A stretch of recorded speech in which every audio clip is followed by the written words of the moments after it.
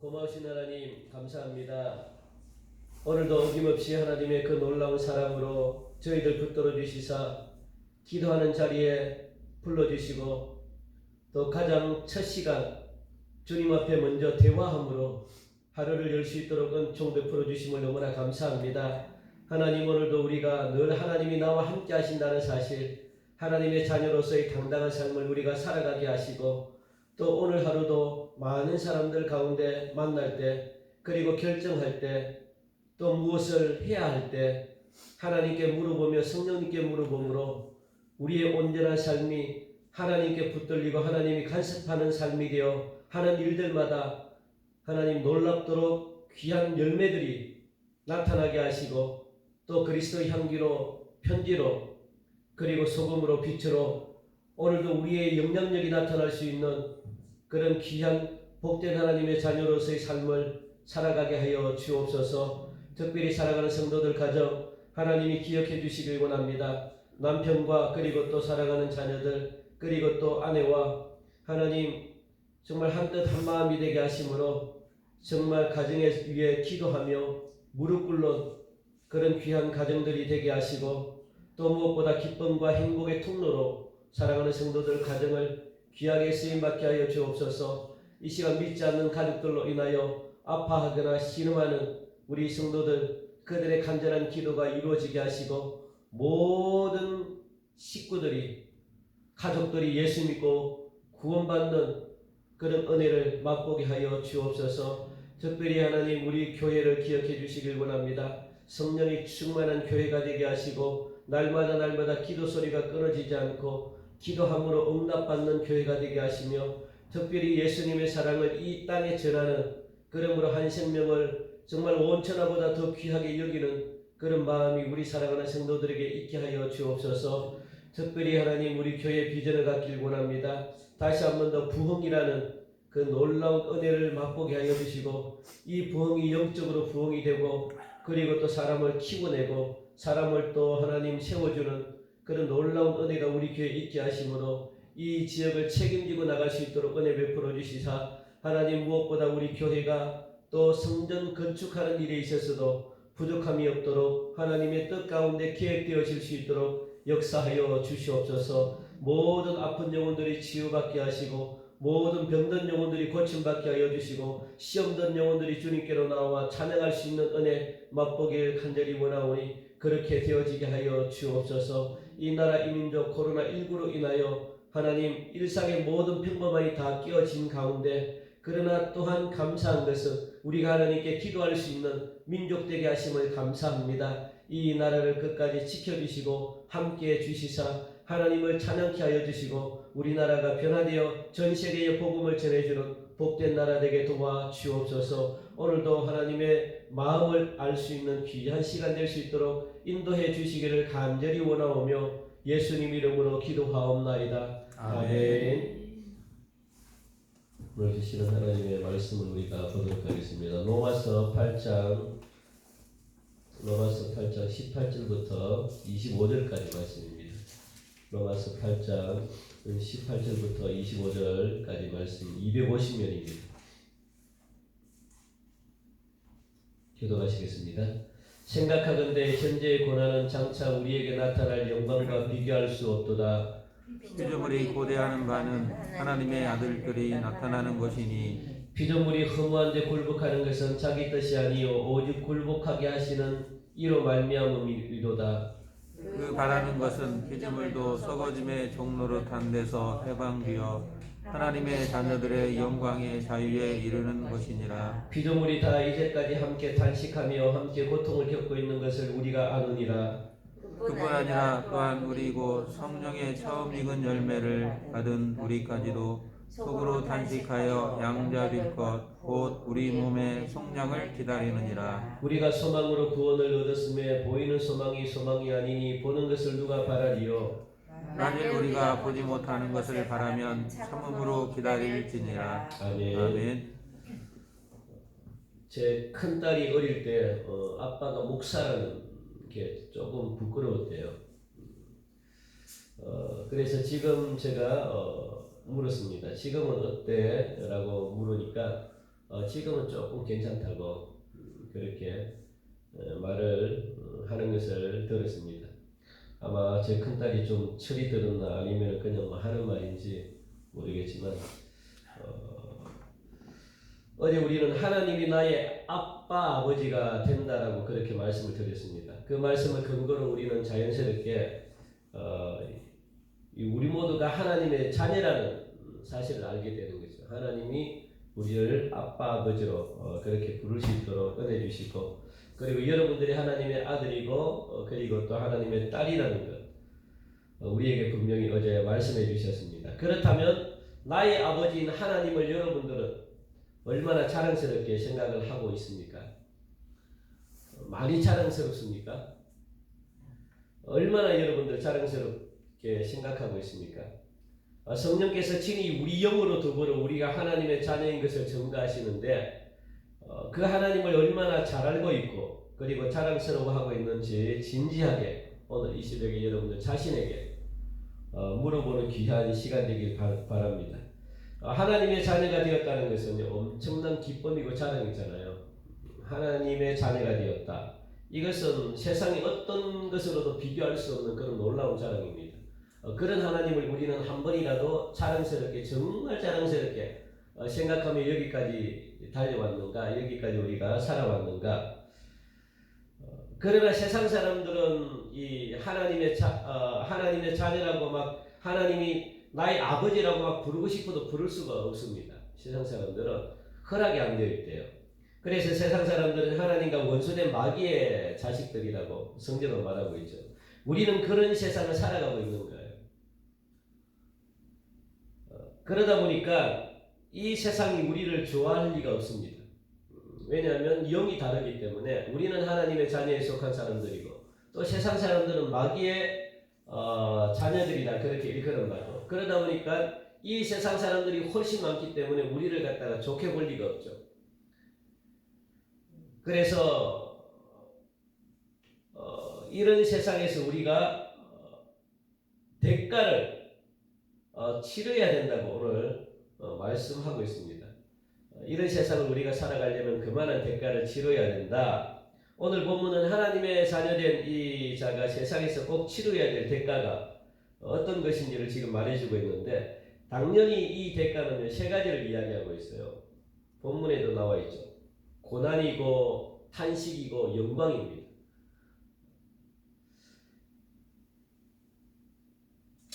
첫째는 뭐냐면 그래서 이것을 갖다가 성경은 무엇이라고 이야기하냐면 축복이다라고 그렇게 성경은 이야기합니다. 고난이 축복이고 탄식이 축복이고 영광이 축복이잖아요. 첫째, 우리에게 하나님의 자녀이기 때문에 받아야 되는 고난이 있다라고 말합니다. 17절부터 18절 말씀 보니까 17절은 어디 우리가 읽었죠. 보면 무엇이라고 말씀하냐면 자녀이면 또한 상속자 곧 하나님의 상속자요 그리스도와 함께한 상속자니 우리가 그와 함께 영광을 받기 위하여 고난도 함께 받아야 될 것이다 생각하건대 현재의 고난은 장차 우리에게 나타날 영광과 비교할 수 없도다. 그러면서 이 고난이라는 단어가 자꾸만 반복이 됩니다. 그런데 이 고난의 특징을 우리가 보면은 우리가 잘못해가지고 받는 고난이 아니다라고 그렇게 말하죠. 여러분들이 잘못해가지고 받는 고난이 아니래요. 그러면 어떤 고난입니까? 그리스도와 함께 받는 고난이요 현재의 고난이다라고 그렇게 말씀합니다. 그리스도와 함께 받는 고난 그리고 현재의 고난. 그렇다면 그리스도와 함께 받는 고난이 뭘까요, 여러분들? 예수님 자체가 고난이잖아요. 그냥 예수님 자체가 그냥 막 고난입니다. 예수님이 이 땅에 계실 동안에 끊임없이 고난을 받으셨어요. 한 번도 편안하게 예수님이 쉰 적이 없습니다. 한 번도 편안하게 그냥, 왜냐하면 이 땅 자체가 그냥 죄악이고 이 세상 자체가 예수님과 반대되기 때문에 편안할 수가 없는 거죠. 예수님은 하나님의 아들이라는 이유 때문에 고난을 받으셨습니다. 그렇다면 하나님의 아들이라고 하는 것이 왜 고난의 이유일까요? 사실 예수님은요 볼품없는 그런 가정, 뭐 별 볼 일 없는 그런 초라한 그런 가문, 뭐 내세울 게 없는 배경도 볼 것도 없는 뭐 그저 그런 가정에서 예수님이 태어났습니다. 모든 사람들이 예수님이 그런 사람이라고 다 알고 있어요. 아, 저거는 형편없는 사람이다. 보잘것없고 못 배웠고 뭐 그런 가문에서 살아온 예수님의 삶을 다 알고 있다고요. 그런데 예수님이 뭐라고 이야기하냐면 나는 하나님의 아들이라고 이야기하는 거예요. 하나님이 나의 아버지라고 이야기하는 거예요. 말이 안 되는 거죠. 유대인들이 그렇게 막 섬기는 최고의 신으로 섬기는 하나님, 자기만의 그 하나님을 갖다가 볼품없는 그 예수가 자기 아버지라고 하니까 말이 안 되는 거예요. 말이 용납할 수가 없는 거죠. 그래서 사람들로부터 멸시와 천대를 받은 겁니다. 십자가의 죽음의 이유도 그렇잖아요. 하나님의 아들이라고 했기 때문에 예수님이 죽은 거죠. 그렇다면 예수님과 함께 하나님의 아들이 된 우리가 이 세상에서 고난받지 않고 그냥 넘어갈 수가 없는 거예요. 그런 의미에서 예수님과 함께 우리도 고난당한다라고 그렇게 말씀하고 있는 거죠. 우리가 명심해야 되는 것은 뭐냐면 2000년 전 예수님을 십자가에 못 박았던 세상이나 지금의 세상은 하나도 변한 게 없다는 거예요. 하나도 달라진 게 없습니다. 2000년 전 예수님을 그렇게 고난 주고 막 힘들게 했던 그 세상이 지금 똑같은 세상이라는 거예요. 여전히 이 세상은 2000년 전 예수님을 십자가에 못 박은 세상의 신을 지금도 믿고 있기 때문에 똑같은 세상입니다. 그러니까 악한 거예요. 예수님 시대처럼 예수 믿는 사람들을 잡아 죽여도 된다라고 그렇게 명령을 내렸다면 오늘날 명령을 내린다면 이 세상 사람들은 똑같이 우리 예수 믿는 사람들을 갖다가 잡아 죽이려고 막 덤벼들 거예요. 지금 그게 명령으로 내려지지 않았기 때문에, 법으로 내려지지 않았기 때문에 우리가 편안하게 사는 것이지, 만약에 저는 그런 시대가 오지 않을까라는 그런 생각도 가져보는데, 만약에 예수 믿는 사람을 잡아도 된다, 예수 믿는 사람에게 고난을 해도 된다라고 해버리면 세상 사람들은 금방 우리를 잡아가지고 예수님이 했던 것처럼 똑같이 합니다. 똑같이. 그럼에도 불구하고 성경은 단호하게 말씀을 합니다. 고난을 당하지 않도록 안전한 곳으로 내가 너희를 인도하겠다. 아니면 하나님 품으로 내가 너희를 보호해서 절대로 고난받지 않겠다 라고 말하는 부분이 하나도 없는 거예요. 내가 너희들은 나의 자녀이기 때문에 고난을 받지 않게 하겠다. 걱정하지 마. 이렇게 성경은 말하고 있지 않습니까? 이 세상을 살아가면 당연히 고난을 받는데요. 고난이 당연히 여러분들에게 온다고 성경은 말씀하고 있습니다. 그러나 담대하라. 환난을 당한다. 고난을 당한다. 담대하라. 승리할 것이다. 라고 그렇게 우리에게 힘을 주시는 거죠. 예수님께서 부활하시는 과정을 우리가 보면 이 겟세마네 동산도 우리가 예수님은 걸어가셨고 골고다 언덕도 예수님이 걸어가셨고 반드시 예수님이 거쳐야 되는 게 뭐냐면 고난이라는 그 과정을 반드시 거쳐야만 했습니다. 그래야만 부활로 연결이 되어져요.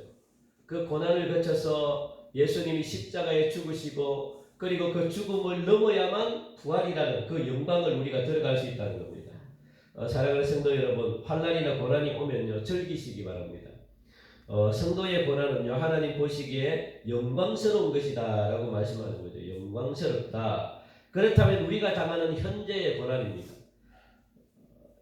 성경에 보니까 18절 생각하건대 현재의 고난은 장차 우리에게 나타날 영광과 비교할 수 없대요. 여러분들이 겪는 현재의 고난은요 장차 나타날 영광하고는요 비교할 수 없대요. 장차 어떤 영광이 나타날지 모르겠지만 지금 받는 이 현재의 고난은요 너무너무 귀하다는 거예요. 비교할 수 없을 정도로 귀하답니다. 여기서 현재라는 말은요 예수님이 부활하신 그때부터, 예수님이 부활하신 그때부터 예수님이 재림하실 그때까지를 현재라고 이야기합니다. 그때를 또 다른 말로 무엇이라고 이야기합니까? 말세라고 이야기하는 거예요. 말세. 말세는 예수님이 돌아가신 후부터 부활하신 후부터 계속 말세입니다. 말세. 어떻게 보면 우리가 태어나서 죽을 때까지 그러면 뭐라는 거예요? 현재의 고난이라고 보시면 됩니다. 새벽부터 여러분들에게 위로는 그냥 도움도 안 되는 그런 힘 빠지는 말씀을 갖다가 전해가지고 굉장히 죄송한데, 우리가 하나님을 아버지로 모시고 이 땅 가운데 살림은 각오 한 가지를 하셔야 된다는 거예요. 무슨 각오? 고난당할 각오를 하셔야 된다는 거예요. 그 고난당하는 그 각오, 그 고난은 언제까지 연결이 된대요? 어떻게 보면은 죄송합니다만 우리가 하나님이 부르시는 그 순간까지 고난이 계속될 수도 있습니다. 사실 이 부분 때문에 많은 기독교인들이 신앙이 없고 하나님을 모셨다고 하는 많은 사람들이 이 부분에서 넘어지고 이 부분에서 떠나는 거예요. 우리가 하나님을 믿으면 축복받는다고 믿었는데 보니까 축복은커녕 한 번도 편안하게 살 날이 없고 환난이 끊이지 않고 그래서 다 떠나는 겁니다. 그래서 떠나는 거예요. 그래서 뭐 다른 것 때문에 떠나는 게 아니고 내가 생각했던 하나님과 다르기 때문에 내가 생각했던 신앙과 다르기 때문에 나는 편안하게 신앙생활을 하려고 예수님을 믿었는데 정작 현실은 그렇지 않은 것에 대해서 실망하고 떠나는 거예요. 여러분들 오늘 이 시간 한시도 잊지 마시기 바랍니다. 우리가 그리스도와 함께 고난받고 있다는 것을 여러분들 기억하시고 그리고 하나님의 아들이기 때문에 고난을 기쁘게 또 받아야 된다는 것도 기억하셔야 돼요. 그래야지 우리는 하나님을 아버지라 부를 수 있대요. 그때서야만 아버지라. 왜? 아버지 때문에 내가 받는 고난 우리는 미워할 수 없잖아요. 하나님 아버지 때문에 내가 받는 건데 그걸 감사하라는 거예요. 기뻐하라는 거예요. 그래야만 자녀로서의 자격이 주어진다는 겁니다. 두 번째는 뭐냐면 하나님의 자녀로서의 탄식이에요. 23절 말씀 보니까 그뿐 아니라 또한 우리 곧 성령의 처음 익은 열매를 받은 우리까지도 속으로 탄식하여 라고 말씀하고 있습니다. 이 말씀은 우리가 성령의 처음 익은 열매라고 말씀하고 있거든요. 무슨 말이냐 하면 성령께서 우리에게 허락하신 첫 열매를 지금 이야기하고 있습니다. 첫 열매가 뭘까요? 우리를 믿게 하신 것, 죄와 사망의 법에서 건져내신 것, 하나님을 아버지라 부를 수 있는 것, 뭐 이런 등의 것이에요. 그게 바로 처음 익은 열매라고 이야기합니다. 이 모든 것이 성령께서 주신 첫 열매라고 말씀하고 있는 거예요. 이와 같은 성령의 열매가 없었다면 우리는 아직도 죄와 죽음의 감옥에 갇혀서 신음하고 있을 겁니다. 그러니까 처음 열매를 받은 처음 열매라는 것은 이야기했죠. 죄와 사망의 법에서 건져내고 우리가 또 하나님을 믿게 된 것이고 아버지라고 부를 수 있는 그런 특권들 그게 처음 익은 열매. 그러니까 처음 열매를 받은 우리가 탄식하고 있대요. 탄식하고 있다. 이 탄식은 우리만 하는 탄식이래요. 우리만 할 수 있는 탄식이래요. 여기서 탄식한다는 여러분 의미를 갖다가 잘 이해하셔야 돼요. 왜 우리가 하나님의 자녀인데 왜 우리가 탄식해야 되는가? 이 탄식이라는 의미는요. 해산하는 산모가 비명을 지르는 소리 있잖아요. 해산 아기를 낳을 때 비명 지르는 소리를 갖다가 일컬어서 탄식이라고 이야기합니다. 요즘 아기를 우리가 출산하면 아기가 어떻게 태어나는지 남편들은 옆에서 지켜본대요. 저는 뭐 둘 다 한 번도 제가 출산을 시켜본 적이 없는데 그래서 두 분 다 그냥 아무것도 제가 그게 제가 아내에게 제일 미안한 마음이죠. 사실 산모가 아기를 낳으면서 지르는 비명은요 절망의 탄식이 아니잖아요. 힘들었지만 새 생명을 얻었다는 기쁨의 탄식입니다. 그 눈에는 기쁨의 눈물이 흐르고 마음에는 희망이 샘솟는 그런 탄식을 이야기하고 있거든요. 이것이 바로 23절에 말씀하고 있는 탄식의 의미입니다. 그러니까 산모 옆에 있는 남편들은 보니까 막 그냥 머리카락도 치어뜯기고 뺨도 얻어맞고 욕도 그냥 얻어먹는데도 그래도 좋은 거예요. 그래도 좋은 거예요. 왜? 새 생명이 태어남으로 어쩔 수 없이 감내해야 되는 괴로움이기 때문에 감사한 거예요. 좋은 거예요. 그 탄식이. 그런 괴로움이. 우리가 성령의 처음 익은 열매를 가진 사람으로서 하는 탄식도 바로 이것과 똑같다는 겁니다. 그런데 22절을 보니까 이상한 말이 언급됩니다. 하나님의 자녀만이 아는 탄식을 지금 피조물이 같이 하고 있대요. 이 피조물이 누굴까요? 20절 말씀 보니까 이 피조물은 지금 허무한데 굴복하고 있다고 그렇게 20절 말씀 보니까 피조물이 허무한데 굴복하고 있고 그리고 21절 말씀 보니까 피조물도 썩어짐의 종로릇한 데서 해방되어 하나님의 자녀들의 영광의 자유에 이르게 한 것이다. 여기서 말하는 피조물이라는 것은 뭐냐면 하늘의 해, 달, 공중을 날아다니는 새, 땅에 피어나는 아름다운 화초들, 꽃들, 나무들 그리고 바다에 있는 고기 이런 어떤 자연 만물을 지금 가리키고 있거든요. 그러면 왜 이들이 자연 만물이 왜 탄식할까? 우리가 창세기에 보니까 자연 만물이 창조된 지 얼마 안 돼가지고 인간이 타락해버린 거예요. 하나님이 만들어 놓으신 그 자연 만물은요, 하나님으로서의 목적이 있는데 그 목적도 이루지도 못한 채 이 자연 만물은 파괴가 돼버린 거예요. 왜? 인간이 타락함으로 말미암아 하나님은 모든 피조물까지도 함께 타락을 시켜버렸어요. 함께 그냥 저주를 받은 거죠. 얼마나 이 다른 피조물들은 억울할까요? 인간이 지은 죄 때문에 자기들도 피어나야 될 그 아름다움도 다 잃어버리고 저주를 받게 된 거죠. 그러니까 인간과 똑같이 저주의 자리에 그냥 있어버린 거예요. 그 결과가 모든 피조물은 허무한데 굴복하게 됐다는 거예요. 허무한데. 존재의 의미를 잃어버렸습니다. 왜 나무로서의 존재의 의미를 잃어버린 거예요? 자기가 무엇 때문에 서 있는지도 몰라요. 왜 내가 나무가 됐는지도 몰라요. 그러니까 공허한 사람들은요, 공허한 사람들은 무엇을 찾아야 되냐면 하나님이 나를 왜 만들었는지 존재의 의무를 빨리 찾으셔야 돼요. 존재. 내가 왜 이 땅을 존재해야 되는가? 그걸 빨리 찾으셔야 된다니까요. 그래야만 흠하지 않습니다. 그래야만 공허하지 않습니다. 21절의 내용도 비슷한 내용이죠. 인간의 부패와 타락으로 말미암아 썩고 부패하고 죽었다는 거예요. 피조물들이. 그런 이유로 지금 피조물들은 탄식하고 있대요.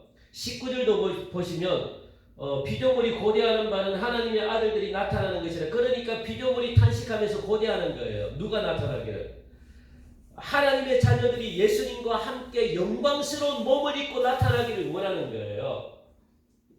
자연만물은 속고가 기다린다고 그렇게 말씀하고 있습니다. 그 이유는 다시 한 번 더 21절 말씀 보니까 그 바라는 것은 피조물도 썩어짐의 종로로 탄 데서 해방되어 하나님의 자녀들의 영광의 자유에 이르는 것이니라.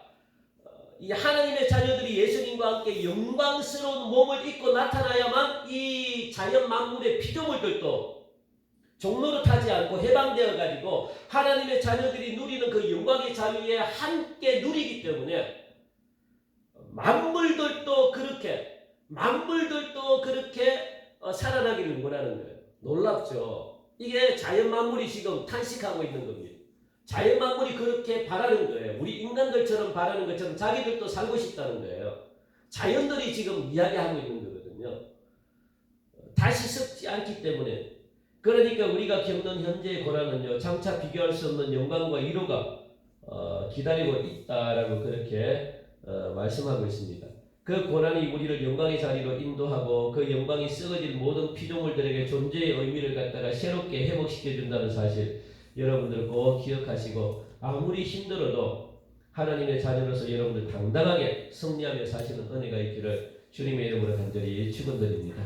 오늘 주신 우리 말씀을 기억하면서 하나님의 자녀이기 때문에 우리가 받는 고난도 있습니다. 환난과 그리고 어려움이 있다는 것 여러분들 기억하시고 참고 인내하면서 하나님의 영광을 차지하는 은혜의 삶을 살게 해달라고 여러분들 기도하시고 가정을 위해서 아픈 식구들을 위해 가족들을 위해서 그리고 교회 우리 건축 관련하여 종교부지권과 그리고 교회 하나됨을 위해서 여러분 기도하시고 이 나라의 민족 하나님의 은혜를 끊임없이 받는 나라 되게 해달라고 빨리 코로나19가 빨리 풀려나 회복되게